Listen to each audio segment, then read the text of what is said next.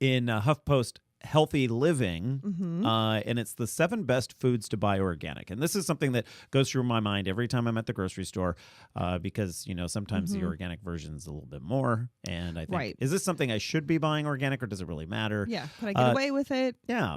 So the article written by Caroline Young, and I believe it's a partnership they have with like healthyliving.com or something. I can't find it on here. At any rate, we've already credited the author. Yes.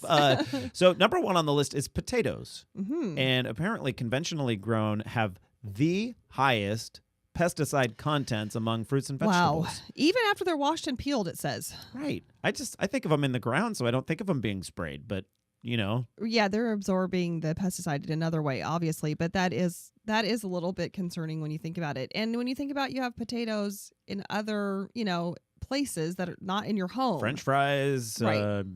breakfast. Breakfast always comes with some sort of potato, Right. 80 according to the USDA, 81%, so more than 8 out of 10 of the potatoes tested back in 2006 contained pesticides even after being washed and peeled. That is a little disturbing. Mm-hmm. Number 2 on the list, beef, right, Patty? Mhm, that's right. So when the animals are conventionally raised, they are fed growth hormones and medications to help them fight disease and speed up their growth and so forth. Mm-hmm. But then that ends up in our beef, our food, our hamburgers, and then in us. So that's the big reason why beef is number 2 on the list. Yeah, the EU's banned all hormones in beef completely. And I got to tell you, I met an amazing person back in Austin. He is he runs a pork co-op, and if you've eaten at Chipotle restaurants or bought pork at Whole Foods, you've likely had his product. had some of his product. He nearly died because he got an infection from his pigs, and he was the type that used plenty of antibiotics and that sort of thing.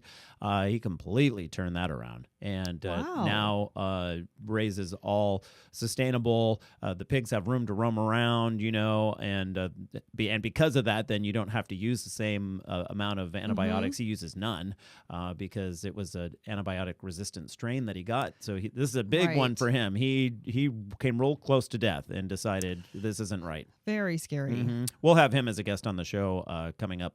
Milk is number 3 on the list, and once again, it's because of the hormones mentioned in Patty's beef that she was talking about. RBGH is the hormone. You see so many milk cartons nowadays that say RBGH Right. free.